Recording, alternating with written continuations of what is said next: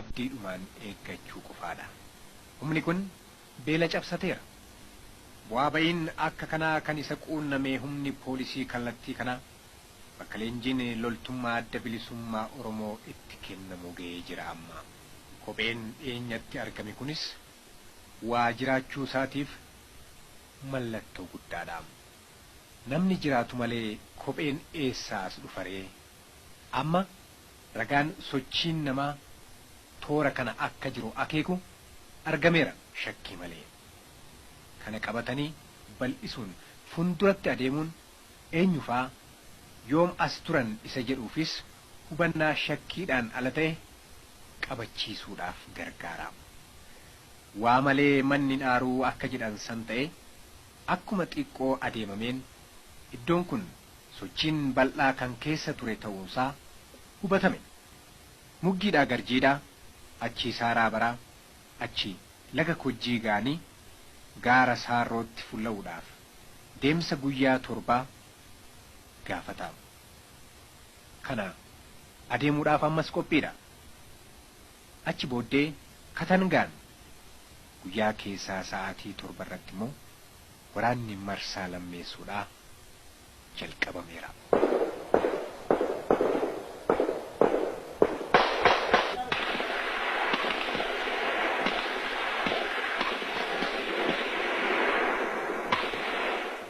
Humna adda bilisummaa Oromoo as ture rukuchuun danda'ameera.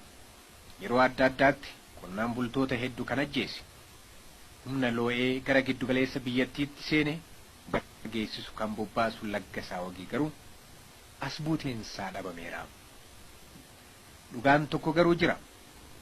Humni yeroo garaa garaatti isa duukaa turee fi qajeelfama isaatiin bobba'aa ture har'aas hin jiru. Laggasaa Wagii kophaasaa hafuunsaa dirqama ta'eera.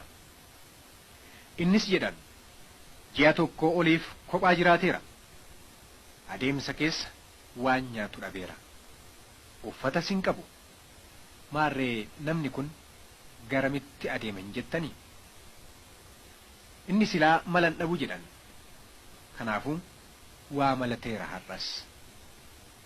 Humni poolisii isa adamsa. Isaan irraa miliquun immoo dhugaadha.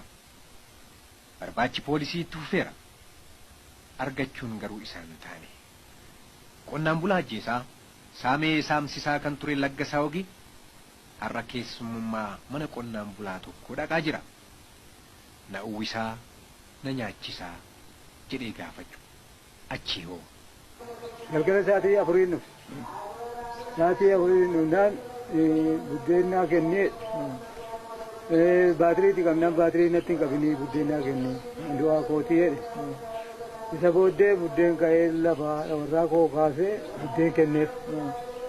Buddeen kenneefi isa booddee buna naa danfisaa buna danfisiiseef. Isa booddee borii addunyaa na boqochiisaa na baay'ee rakkina qabuun jedhee. Wayyaas immoo xinnoo waan xiqqoo hin qabneef waan uffatee gachiisu hin qabu jennaan wayyaa siisiin kennaa waan uffattee bultuun jedhee. Isa booddee otuma seenyaa somnoo sa'aatii 7 ta'e. Afuriin dhufe. Sa'aatii 7 taanaan rafiin jedhee. Irrafee ani egaa ofumaan ciisa malee yaadii koo hin nan ciisne. Yaadii koo nan ciisne na wacaa garuu lafti kan duraa immoo dhaga'eera. Isa booddee isa raffiseetanii manaa kootiin mari'atte. Qalbiidhumaan. Amma namicha ni wancaasaa wanti ni ta'e bu'inaa naan jette. Obseen ciise. Sa'aatii 12 keessa sa'aatii 11 qoqqooniin lafaa ka'ee raawwadhee manaa koo tuqee mucaa xiqqoo tokko inni jala jira. Mucaa xiqqoo isa gabbaaseetanii dullaa tokko buddeen ittiin dullaa kanaan inni rafaa inni namichi rafaa meeshaa bitti hirkise. Sa'aatii meeqa? Sa'aatii 11. Halkanii barii keessa. Amma sa'aatii 11 dullaan ta'e lafa inni ciisutti. Isa booddee manaa kootiin meeshaa naaf yennaan naatee raawwattee isheen meeshaa dhiistee dullaan narratti na gargaarte. Isa booddee wanni achi lafaa ce'ee wanni meeshaa fudhatuni dullicha gadee meeshaa harkatti qabadde. Meeshaa harkatti qabadde meeshaa harkatti qabaddeen amma wal qabannee keeshaa boqqolloo qotu jira boqqolloo gubbaa dabarsee wanni na kuffisuun fuurii qophaase. Alatti na qabatee nyaggoleen qabatee meeshaa sadadii deebii caccala isaatii fi afamuutii nyaggolee qabateedhanii ofirraa qabe caccala isaa deeffatee inni na arginu narkutuuf harka mirgaatiin harka tokko miidhamee harki bitaa miidhee.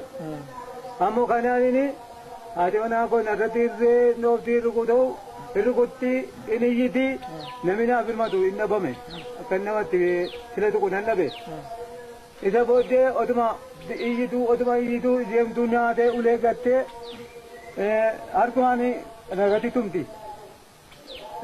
Isa booddee baakoo na nyaachiftuu diinni na nyaateera biyyoo abbaa keessa na nyaatuun jedheen. Ammoo kanaan inni kun hirribaa ka'ee fiigaa dhufe. Maal keessan? Obboleessa kooti. Qotisuudha. Isa booddee baakoo maanni inni naan jennaan diinaan irratti dhayu akka abbaa keessa dha'uun jedheen. Achumaan narratti dullaa lafarra buuse. Nagatii jala wateetu isa kana qabate harka mirgaatii. Harki bitaa miidhameera. Amunni isa kana qabatutu haati warraa koo dullaa lafarra buute. Isa irratti immoo amma waan gadhiisee amunni akkas utaalee dhaabbatee ol galagalee dhaabatuuni meeshaa ishee bakka cancala deeffateera akka inni keessa jiruus hin beekuun misaachi qabee gaafa gadi tirisu. Fuudhee achi buuse. Naaguchaa keessa darbatee buuse. Achi waan abbaa koo dhaqee inni kun achitti dullaa lamatti dabalee bakka raawwate. Waraanni inni raawwannaan inni eega inni raawwate hin qaqqabne. Eega inni du'ee raawwateen nama midhaan eegu ijoollee naannoo waametanii akka waraana naa waama. Kunoo nama akkasii akka ta'eera. Diinni sababamee kan akkatti eeganii. Waraana ergee waan. Isa booddee diriiranii isaatii lamaan dhufan.